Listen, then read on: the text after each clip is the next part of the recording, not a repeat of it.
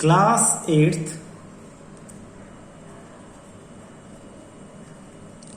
Science chapter 8th cell structure and functions. You have already learned that things around us are either living. You have already learned that things around us are either living or non-living. जो भी आपने पहले पढ़ा है कि जो भी हमारे आसपास चीज है, सामान है, जो भी anything which is around us और या तो वो लिविंग है या फिर वो नॉन लिविंग है. दो ही तरह की हैं, या लिविंग या नॉन लिविंग. फर्दर इसके आगे you may recall that all living organism carry out certain basic function. आप याद करोगे कि हमने पढ़ा कि जितने भी लिविंग ऑर्गेनिज्म है वो कुछ बेसिक फंक्शंस करते हैं. Can you list these functions? पूछ रहे आप बता सकते हो कौन कौन से फंक्शन है.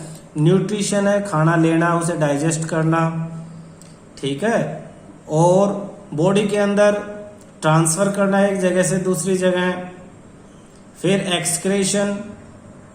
एक्सक्रेशन का मतलब है कि वेस्ट मटेरियल को बॉडी से बाहर निकालना. तो इस तरह के बहुत सारे कुछ फंक्शंस हैं जो लिविंग थिंग्स जो है वो परफॉर्म करती ही करती हैं. Different sets of organ perform the various function. तो बॉडी के अंदर जो अलग अलग ऑर्गन है वो अलग अलग तरह के फंक्शन परफॉर्म करते हैं. In this chapter you shall learn about the basic structural unit of organ. हमारी बॉडी के अंदर बहुत सारे चैप्टर तो हमारा हो चुका है. Okay sir. हमारी बॉडी के अंदर जो अलग अलग ऑर्गन है वो ऑर्गन भी किसी एक बेसिक स्ट्रक्चर यूनिट से मिलके बने हैं और इसी स्ट्रक्चर यूनिट को सेल कहते हैं. तो फर्स्ट डेफिनेशन आपकी what is cell. What is cell? The basic structural unit of organ is called cell. Cell may be compared of bricks. Cell may be compared to bricks. Bricks are assembled to make a building similarities. जैसे bricks, ईंटों को assemble किया जाता है building बनाने के लिए, इसी तरह से cells are assemble to make the body of every organism. किसी भी ऑर्गेनिज्म के शरीर को बनाने के लिए सेल्स को असेंबल किया जाता है. सेल्स दोबारा समझो. The basic structural unit of an organ और या फिर organism is called cells. Cell are assembled to make body of every organism. तो यहाँ पे ये सेल की डेफिनेशन आपकी लिखी हुई है. Discovery of cell. Robert Hooke, ये नाम याद कर लो बेटा, हमेशा बार बार आप इसे पढ़ोगे. Robert Hooke in 1665 observe slices of cork. Cork किसे कहेंगे? जो पेड़ आपने देखे हुए हैं, बड़े पेड़, उनके जो तने हैं उनके ऊपर जो छिलका होता है, छाल, उसे कॉर्क कहते हैं.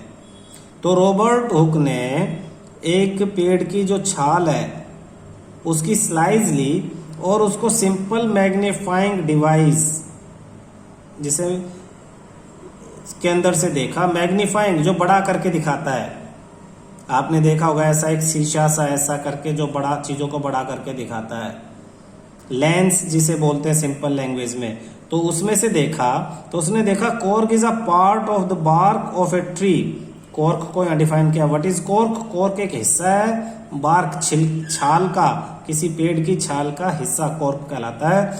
ही टुक थिन स्लाइस, इसने उसको बहुत बारीक काटा कॉर्क को. And observe them under microscope. और माइक्रोस्कोप जो छोटी चीजों को बड़ा करके दिखाता है उसके अंदर इसे रख के देखा और उसने नोटिस किया कि इसके अंदर छोटे छोटे बॉक्स बने हुए हैं. आपके नीचे जो ब्लैक डायग्राम है इसमें छोटे छोटे बॉक्स आपको कई जगह दिखाई देंगे. तो ऐसा उसे दिखाई दिया और उसने इन छोटे कंपार्टमेंट ये जो छोटे ऐसे बॉक्स बने हुए थे, इन कंपार्टमेंट को सेल का नाम दे दिया. रॉबर्ट हुक ने देखा 1665 में देखा थिन स्लाइसेस ऑफ कॉर्क को मैग्नीफाइंग ग्लास माइक्रोस्कोप से देखा और उसने देखा क्या कि उसके अंदर छोटे छोटे कंपार्टमेंट बने हुए हैं और इन्हीं कंपार्टमेंट को these boxes appear like Honey com. मधुमक्खी के छत्ते जैसा दिखाई दे रहा था। He also noticed that one box was separated from the other by wall. एक बॉक्स और दूसरे बॉक्स के बीच में दीवार है, या जिसे पार्टीशन कहते हैं, जैसे घरों में होती है रूम्स के बीच में। Hooke coined the term cell, और सबसे पहले रॉबर्ट हुक ने इन कंपार्टमेंट के लिए सेल नाम लिया। For each box what Hooke observed as boxes और cell in the cork were actually dead cells. Hooke ने जो देखा था वो एक्चुअली डेड सेल्स थी, क्योंकि पेड़ के जो ऊपर छिलका होता है, बार्क, उसके अंदर डेड सेल्स होती है, मरी हुई सेल्स। तो रॉबर्ट हुक ने डेड सेल्स को देखा। सबसे पहले सेल्स को किसने देखा? रॉबर्ट हुक ने। पर कैसी सेल्स को देखा? डेड सेल्स को देखा। आगे cells of living organism could be observed only after the discovery of improved microscope. ये तो बहुत सिंपल माइक्रोस्कोप था, सिंपल ग्लास था जो बड़ा करके चीजों को दिखाता था। इसके बाद इम्प्रूव माइक्रोस्कोप बड़े इम्प्रूव हुए, जो और छोटी चीजों को बहुत बड़ा करके दिखाने लगे। जब माइक्रोस्कोप की डिस्कवरी हुई, बढ़िया माइक्रोस्कोप की डिस्कवरी हुई, उसी के बाद लिविंग ऑर्गेनिज्म की जो सेल है उनको देखा जाना शुरू हुआ। Very little was known about the cell for the next 150 year after Robert Hooke's observation. Robert Hooke ने जब डेड सेल को देखा तो उसके लगभग 150 ईयर्स 150 साल के बाद सेल के बारे में और ज्यादा डिस्कवरीज हुई। यानी कि ये जो इम्प्रूव्ड माइक्रोस्कोप बनने में 150 साल 150 साल लगे। 150 साल में माइक्रोस्कोप बनाना सीखा लोगों ने, और जब अच्छे और इम्प्रूव्ड माइक्रोस्कोप बने फिर लिविंग सेल्स को देखा जाने लगा और सेल के बारे में और बातें हमें पता लगी। Today we know a lot about cell structure, और अब हमें सेल स्ट्रक्चर के बारे में बहुत कुछ मालूम है, एंड और उनके फंक्शंस के बारे में हमें मालूम है। बिकॉज ऑफ इम्प्रूव्ड माइक्रोस्कोप, किस वजह से? पूछ लेंगे किस वजह से मालूम है? इम्प्रूव्ड माइक्रोस्कोप्स की वजह से, जिनमें बहुत हाई मैग्निफिकेशन है। हाई मैग्निफिकेशन मतलब बहुत बड़ा करके आप उन्हें दिखा सकते हैं। सेल, अब सेल के बारे में हम थोड़ा सा और एक्सप्लेनेशन में पढ़ेंगे। बोथ, दोनों ही, ब्रिक्स इन ए बिल्डिंग, किसी बिल्डिंग में ब्रिक्स यानी ईंटें, and cell in living organism are the basic structural unit. जैसे किसी बिल्डिंग के लिए सबसे ज्यादा जरूरी ईंटें हैं, उसी तरह से लिविंग ऑर्गेनिज्म किससे मिलकर बना हुआ है? सेल्स से। तो like a bricks cell are the living organism basic building blocks basic structural unit of living organism. वही पहले वाली लाइन है जो हमने पहले याद की थी स्टार्टिंग में।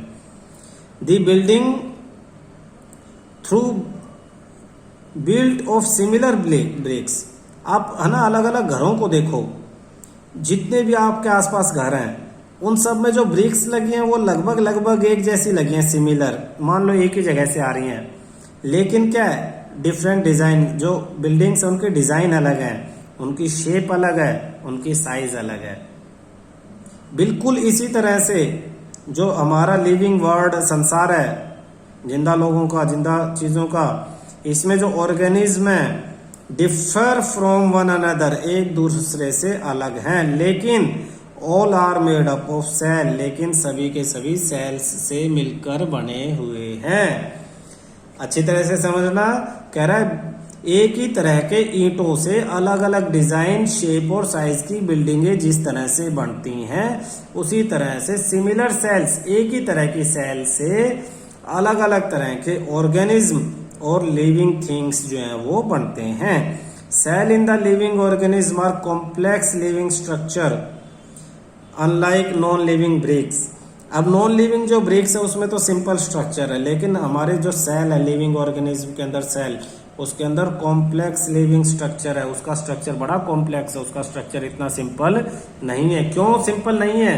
क्योंकि सेल के अंदर भी बहुत सारे ऑर्गेनल्स यानी सेल के पार्ट हैं जो अलग अलग तरह का काम करते हैं। जैसे हमारी बॉडी के अलग अलग पार्ट होते हैं, ऐसी सेल के अंदर भी अलग अलग पार्ट हैं जो सेल के लिए अलग अलग तरह का काम करते हैं। ये देखो, जैसे ईंटों से बनी हुई दीवार ऐसे दिखाई देती है, ऐसी अनियन पील, अनियन जो पील है, छिलका, किसका छिलका? अनियन का। वो भी प्याज का छिलका, उसको भी अगर हम माइक्रोस्कोप से देखेंगे तो वो ऐसे दिखाई देगा, बिल्कुल ऐसा लग रहा है जैसे ब्रिक्स, टेढ़ी मेढ़ी ब्रिक्स रखी हुई है, लेकिन लगभग दोनों सिमिलर दिखाई दे रही हैं। आगे पढ़ते हैं। द एग ऑफ हैन, मुर्गे का जो अंडा है वो एक सिंगल सेल को रिप्रेजेंट करता है, वो एक ही सिंगल सेल होती है। And is big enough to be seen by the unaided eye, और बिना माइक्रोस्कोप से हम उसे देख सकते हैं। तो मुर्गे का अंडा तो सबने देखा भाई, मुर्गी का अंडा। अब ये जो अंडा है ये एक सिंगल सेल है, ये सोच लो। अगर कोई पूछे सेल आप अपनी आंखों से बिना माइक्रोस्कोप के देख सकते हो तो देख सकते हैं, लेकिन सब सेल्स को नहीं देख सकते। कुछ ऐसी सेल हैं जो साइज में इतनी बड़ी हैं कि आप उन्हें देख सकते हो। Organism show variety in cell numbers, जो ऑर्गेनिज्म है अलग अलग लिविंग ऑर्गेनिज्म, उनमें अलग अलग सेल नंबर्स हैं, अलग अलग तरह की शेप है सेल की, और साइज भी अलग अलग होता है। How do scientist observe and study the living cells, scientist किस तरह से लिविंग सेल को ऑब्जर्व करते हैं और स्टडी करते हैं। दे यूज माइक्रोस्कोप विच मैग्नीफाई ऑब्जेक्ट्स, ये सबसे पहले किसको यूज करेंगे, वही जो हमने सबसे पहले रॉबर्ट हुक ने यूज किया था माइक्रोस्कोप, लेकिन अब ये इम्प्रूव्ड माइक्रोस्कोप आ गए बहुत बढ़िया, जो बहुत बड़ा साइज करके दिखा देते हैं। विच मैग्नीफाई, मैग्नीफाई का मतलब ही बड़ा करके दिखाना है ऑब्जेक्ट को। ये क्या करते हैं, स्टेन्स, स्टेन्स मतलब डाइज, डाइज मतलब कुछ स्पेशल तरह के कलर यूज करते हैं। तो क्या क्या चीजें यूज करेंगे, माइक्रोस्कोप और स्टेन यूज करेंगे। ये कलर करेंगे part of the cell to study the detailed structure, ये सेल्स के ऊपर, यानी जिस चीज को स्टडी कर रहे हैं, जिस पील को, ऑनियन पील या किसी भी सेल के उसको स्टडी कर रहे हैं, उसके ऊपर ये डिफरेंट एक स्पेशल स्टेन डाई डाल देंगे।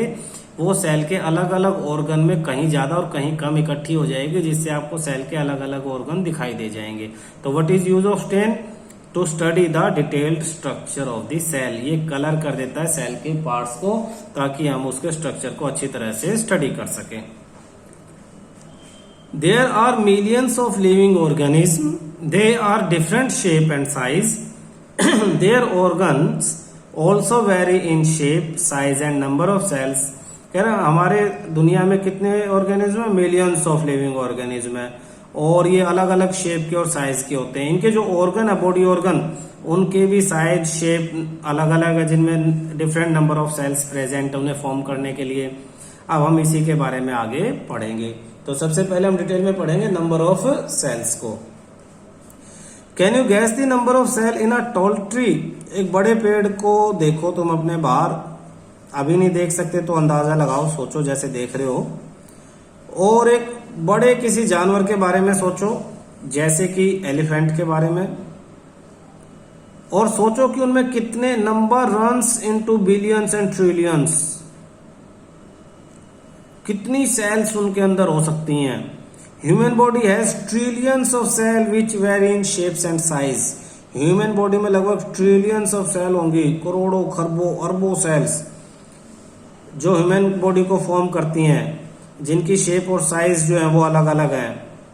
Different groups of cells perform varieties of function, अलग अलग सेल्स के जो ग्रुप हैं वो अलग अलग तरह के फंक्शन परफॉर्म करते हैं। ए billion is a 1000 million, A trillion is a 1000 billion, 1000 million से 1 बिलियन बनता और 1000 बिलियन से 1 ट्रिलियन बनता। तो स्पेशल ट्रिलियंस के बारे में बता रहा है। इस पैराग्राफ में सिर्फ बता रहे हैं कि ऑर्गेनिज्म के अंदर जो सेल्स हैं वो बहुत ज्यादा होती हैं और अलग अलग शेप में होंगी। सेल्स आपस में बॉडी के अंदर अलग अलग ग्रुप्स बनाएंगे और वो ग्रुप अलग अलग तरह के काम बॉडी के अंदर करेंगे। Organism made of more than one cell are called multicellular, जिस भी ऑर्गेनिज्म में एक से ज्यादा सेल यूज होते हैं उसे मल्टीसेल्यूलर कहते हैं। तो अगर एक ही सेल का ऑर्गेनिज्म होगा तो उसे कहेंगे यूनिसेल्यूलर, यूनि मतलब वन, जो सिंगल सेल से बने उसे कहेंगे यूनिसेल्यूलर, और जो एक सेल से ज्यादा से बने उन्हें कहेंगे मल्टीसेल्यूलर। तो हम कौन है, मल्टी, मल्टी मतलब बहुत सारे, सेल्यूलर मतलब सेल से बनने वाले organism. The number of sales being less in smaller organism does not in any way affect the function. कह रहा अगर छोटे एनिमल, कोई एनिमल छोटा है और उसमें कम सेल्स हैं, तो इसका मतलब ये नहीं है कि उसके जो फंक्शन है वो कम हो जाएंगे। फंक्शन तो वो सब करेगा जो एक लिविंग ऑर्गेनिज्म करता है। You will be surprised to know that an organism with billions of cells being life as a single cell, एक ऐसा ऑर्गेनिज्म जिसमें बिलियंस ऑफ सेल है, वो भी उसी तरह से लाइफ जीता है जैसे सिंगल सेल वाले ऑर्गेनिज्म, एक अकेली सेल वाले ऑर्गेनिज्म भी वो सब फंक्शन करते हैं जो बिलियंस ऑफ सेल वाले ऑर्गेनिज्म करते हैं। तो the fertilised egg cell multiples and the number of cell increases है डेवलपमेंट प्रोसीजर। कहता है कि जो बिलियंस ऑफ सेल है, कोई भी बड़ा ऑर्गेनिज्म वो सिंगल सेल से ही डिजाइन होके आया है। तो सबसे पहले एक सिंगल सेल बनती है, वो सिंगल सेल फिर डिवाइड होकर 2 सेल्स में बन जाती है, फिर वो 2 से 4 सेल हो जाएंगी और इस तरह से ये सेल बढ़ती रहेंगी और billions of cell multi organism develop होता है। यानी कोई भी ऑर्गेनिज्म स्टार्टिंग में सिंगल सेल से ही बनता है। The fertilised egg cell multiplies and number of cell increases as development procedure. जो एग फर्टिलाइज होते हैं नए ऑर्गेनिज्म बनने के लिए, वो आपस में मल्टीप्लाइज, वो सेल्स मल्टीप्लाई होती रहती है, यानी बढ़ती रहती हैं और बहुत सारी सेल्स बन जाती हैं और बढ़ जाती हैं ताकि डेवलपमेंट का जो प्रोसीजर है बॉडी का वो कंप्लीट हो सके। लुक फिगर 8.3 ये फिगर आपका नीचे। A and B both organism are made up of single cell. ये दोनों ऑर्गेनिज्म एक ही सेल से मिलके बने हुए हैं, सिंगल सेल ऑर्गेनिज्म है ये। The single celled organism are called the unicellular. तो what is unicellular? The organism which are made up of single cell is called unicellular. Single celled organism are called unicellular. Uni मतलब one, cellular मतलब cell, जो एक cell से मिलके बने। दूसरा क्या था अभी हमने पढ़ा ऊपर? Multi cellular. मल्टी मतलब मैनी, सेलुलर मतलब सेल, जो बहुत सारी सेलों से मिलके बने उन्हें मल्टी सेलुलर कहेंगे। तो अमीबा एंड पैरामीशियम, इस फर्स्ट वाले को कहेंगे एमीबा और दूसरे वाला है पैरामीशियम। ये थोड़ी सी चप्पल जूती जैसी शेप का है, देखो बस यहाँ से थोड़ा सा कट लगा लिया है। और एमीबा की कोई शेप फिक्स नहीं होती, फिर भी ऐसे टेढ़ा मेढ़ा ये होता है। तो ये एमीबा और ये पैरामीशियम, इनका डायग्राम अच्छी तरह याद कर लो, आगे हमेशा तुम्हें इन्हें पढ़ोगे। अब पैरामीशियम की बॉडी पे देखो ढंग से, इसके चारों तरफ बारीक बारीक लाइनें डाली हुई हैं। इन बारीक लाइंस को सीलिया कहते हैं, इनका फंक्शन हम अभी आगे पढ़ेंगे। A single cell organism perform all the necessary function that multicellular organism perform।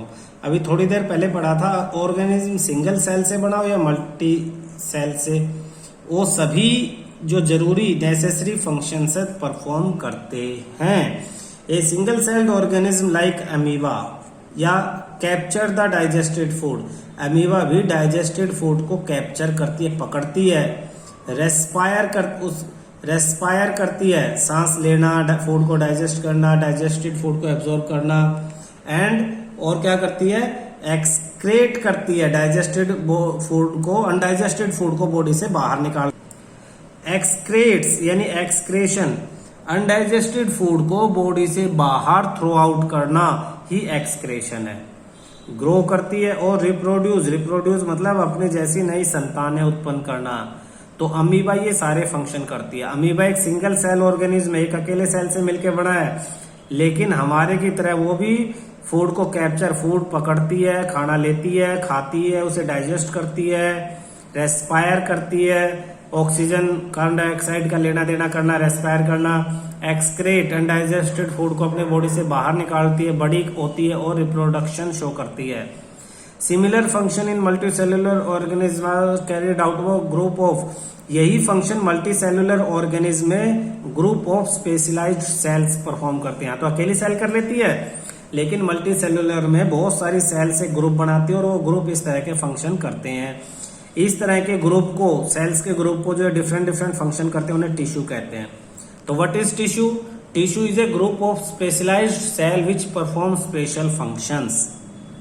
Tissue in term form the organ, और टिश्यू मिलकर क्या बनाते हैं? ऑर्गन। What is organ?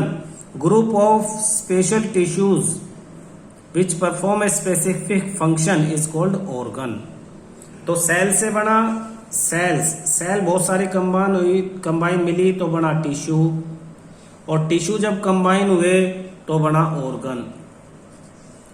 तो सेल से टिश्यू, टिश्यू से ऑर्गन। तो नेक्स्ट टॉपिक हमारा shapes of cells. Refer to figure 8.3a, जो अभी अपने पीछे अमीबा और पैरामीशियम देखा है। कह रहा उस फिगर को दोबारा देखो। How do you define the shape of amoeba in the figure? आप अमीबा की फिगर को अगर आपसे कोई फोन पे पूछे तो आप कैसे बताओगे? You may say that shape appears irregular. तो जब भी आपसे अमीबा की शेप के बारे में कहीं पूछेंगे तो इट इज इरेगुलर, रेगुलर नहीं है, कहीं से निकली हुई कहीं अंदर डली हुई, तो irregular. In fact amoeba has no definite shape, amoeba की कोई भी डेफिनेट शेप नहीं होती है। मैंने बताया वो चेंज होती रहती है। जैसे सभी ऑर्गेनिज्म की डेफिनेट शेप, आपकी शेप डेफिनेट है, जहाँ नाक है वहां नाक रहेगा, जहाँ कान है कान रहेंगे, लेकिन अमीबा में ये सब चीजें चेंज होती रहेंगी, उनकी कोई भी डेफिनेट शेप नहीं होगी। इट कीप ऑन चेंजिंग, ये लगातार चेंज होती रहती है। Observe the projections of varying lengths producing out of its body, these are called pseudopodia. Amoeba की शेप में, जैसे मैं यहाँ एक अमीबा आपको बना के दिखाता हूं ऐसे, ये तो ये जो बाहर निकले हुए हैं ये वाले पोर्शन, जो ये बॉडी से बाहर निकले हुए हैं, तो ये बाहर की तरफ जो पोर्शन निकले हुए हैं स्यूडोपोडिया कहेंगे, स्यूडोपोडिया। तो यहां से इसको मार्क करो, the projections of varying length, मतलब अलग अलग लेंथ की जो प्रोजेक्शंस है जो बाहर निकली हुई हैं, out of it amoeba, its की जगह अमीबा लिखना, out of amoeba's body are called pseudopodia, उन्हें स्यूडोपोडिया कहेंगे। सूडो मीन्स फॉल्स, झूठे, पोडिया मतलब फीट, पैर, एक तरह से नकली पैर। नकली का मतलब क्या है? अभी हैं, थोड़ी देर बाद गायब हो जाएंगे, कहीं और निकल जाएंगे, तो इसलिए उन्हें सूडोपोडिया कहते हैं। आपके पैर आपके ही हैं, वो वहीं रहेंगे हमेशा, लेकिन अमीबा के कोई अगर ये यहाँ है तो थोड़ी देर बाद यहाँ से अंदर घुस सकता है और कहीं और से निकल सकता है, तो इसलिए इन्हें फॉल्स फिट कहते हैं। सूडो, फॉल्स, पोडिया मतलब feet. As you learn in class 7, these projections appear and disappear as amoeba move or feed. जब अमीबा एक जगह से दूसरी जगह मूव करेगा या फीड यानी खाना खाता है, तो उसके जो ये पैर फीट हैं ये अपीयर और डिसअपियर हो जाते हैं। ये नई जगह पे अपीयर होंगे या फिर डिसअपियर हो जाएंगे। A white blood cell WBC हमारे ब्लड में होगी। In human blood is another example of single cell, ये भी एक सिंगल सेल है, white blood cell which can change its shape, ये भी अपनी शेप चेंज कर सकती है। तो अगर आपसे पूछें name 2 single cells which can change their shape, तो आप एक में कहोगे अमीबा और दूसरे में कहोगे व्हाइट ब्लड सेल। तो बहुत इंपॉर्टेंट क्वेश्चन यहाँ पे बनता है। But while WBC is a cell, अच्छा दोनों में एक डिफरेंस है, WBC तो सिर्फ एक सेल है, लेकिन अमीबा तो एक पूरा का पूरा फुल फ्लेज ऑर्गेनिज्म है, पूरा का पूरा ऑर्गेनिज्म जो खुद में कैपेबल है इंडिपेंडेंट एग्जिस्टेंस के लिए। White blood cell independently exist नहीं कर सकती, उसे बॉडी से निकाल के यहाँ डाल दो पेपर पे, वो डेड हो जाएगी। लेकिन अमीबा एक फुल ऑर्गेनिज्म है जो इंडिपेंडेंटली एग्जिस्ट कर सकता है। What shape would you expect in organism with millions of cell? ऐसा ऑर्गेनिज्म जिसमें मिलियंस ऑफ सेल हो, क्या शेप उसकी हो सकती है?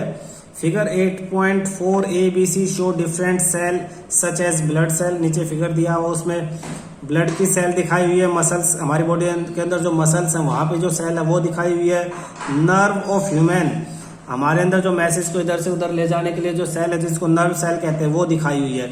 तो इस तरह से कुछ सेल्स हमारे को इस फिगर में दिखाई हुई है। फिगर देखो तो ये फर्स्ट जो है ये ब्लड सेल्स है हमारे अंदर, ये मसल सेल्स है मसल्स, और ये हमारे जो सेल है ये नर्व सेल है ह्यूमन बीइंग के अंदर, जो मैसेज को लेती है और ब्रेन तक पहुंचाती है। तो ये 3 अलग अलग टाइप की स्ट्रक्चर और शेप और फंक्शन इन तीनों के अलग अलग हैं। तो कहता है डिफरेंट शेप, इनकी शेप अलग है, related to their specific function, ये जो शेप है इनके फंक्शन के अकॉर्डिंग है, जैसा फंक्शन उसी के according shape. Generally cells are round, generally cells कैसी होती है? राउंड या स्फीयर जैसी सी, या फिर थोड़ी लंबी इलोंगेटेड एक तरफ बढ़ी हुई। लेकिन सम सेल्स आर लॉन्ग, कुछ लंबी होती हैं। पॉइंटेड बोथ हैंड, दोनों तरफ से पॉइंटेड होंगी, जैसे हमारी muscle cells. They exhibit a spindle shape, spindle bundle की तरह शेप ये दिखाएंगी। Cells sometimes are quite long, कभी कभी बहुत लंबी होंगी। Some are branched like nerve cells, उनमें ब्रांच दिखाई देंगे, जैसे नर्व सेल्स में आप ये देखो, नर्व सेल्स में ये ब्रांच दिखाई दे रही है, ब्रांच। तो ये क्या करते हैं, ये हमारी बॉडी से सिग्नल को रिसीव करेंगे। जैसे ये आपकी स्किन पे है, तो स्किन पे कोई पिन अगर चुभाएगा तो पिन के पेन को ये रिसीव करेंगे और ब्रेन तक ले जाएंगे। या आपका हाथ किसी गर्म ऑब्जेक्ट पे लगता है तो सेंसेशन जो होती है, ये जो ब्रांच दिखाई दे रही है, इन्हें डेंड्राइट्स बोलते हैं। ये उन सेंस को एब्जॉर्ब करती हैं, सेल बॉडी को ले जाती हैं, सेल बॉडी से एक्सोन, ये पूरी जो लंबी पाइप है ये लंबी, इसे एक्सोन कहते हैं। एक्सोन के थ्रू वो सिग्नल नर्व एंडिंग, इसके एंडिंग वाली ब्रांच तक जाएगा, वहां के बाद दूसरी सेल को ये ट्रांसफर कर देंगे और इस तरह से करते करते ब्रेन तक चला जाएगा ये सिग्नल। नर्व सेल और ए न्यूरॉन, इसकी नर्व सेल कहेंगे, ये सिंपल इसका डायरेक्ट नेम है neuron. Nerve cell receive and transfer message, nerve cell receive करती है और ट्रांसफर करती है किसको, मैसेज को। Therefore helping to control and coordinate the working of different part of the body, हमारी बॉडी के अलग अलग पार्ट्स को कंट्रोल और कोऑर्डिनेट कराती है। यानी आपको लिखना है तो हाथ जब लिखेगा तो उसको कंट्रोल चाहिए, कोऑर्डिनेट चाहिए। यानी आप पढ़ रहे हो एक जगह और फिर हाथ को मैसेज दे रहे हो लिखने के लिए, तो इन्हें कोऑर्डिनेशन कहते हैं। इन सब के लिए नर्व सेल रिस्पॉन्सिबल है, इन्हीं के थ्रू मैसेज जो है हाथ की मसल्स तक आता है और हाथ लिख पाता है। Can you guess which part of the cell give it shape, cell का कौन सा पार्ट इसको शेप प्रोवाइड करता है। Component of cell are enclosed in a membrane, cell के अंदर जो कंपोनेंट है वो एक मेम्ब्रेन के अंदर इनक्लोज्ड होते हैं, भरे होते हैं। दिस मेम्ब्रेन प्रोवाइड शेप, और यही मेम्ब्रेन शेप प्रोवाइड करती है किसको, सेल को, of the plant and animal. Cell wall, cell wall दीवार, सेल की दीवार, बाहर की दीवार जैसे आपके घर की दीवार होती है, is an additional covering cell membrane. एक तो आपने बात की सेल मेम्ब्रेन की और एक आपने बात की सेल वॉल। तो सेल मेम्ब्रेन के बाहर एक और एडिशनल वॉल होती है जिसे सेल वॉल कहते हैं। ये पूरी सेल मेम्ब्रेन को कवर करके रखती है, लेकिन सेल वॉल सिर्फ प्लांट सेल में ही होती है, ध्यान रखना। Cell wall only in plant cell, not in animal cell. इसलिए प्लांट सेल हार्ड होते हैं क्योंकि उनके मेम्ब्रेन के बाहर एक हार्ड दीवार सेल वॉल भी है। It give shape and rigidity, rigidity मतलब hardness, to these cells. Bacteria cell also has a cell wall, bacteria एक लिविंग थिंग है जो प्लांट नहीं है, लेकिन फिर भी इसमें सेल वॉल है। तो वैसे तो सेल वॉल किस में होती है, सिर्फ प्लांट में, लेकिन एक्सेप्शन क्या है, एक्सेप्शन है बैक्टीरिया। बैक्टीरिया जो बैक्टीरियल सेल है उसमें भी सेल वॉल होगी, ध्यान रखना। क्लियर है सर रिकनेक्ट करना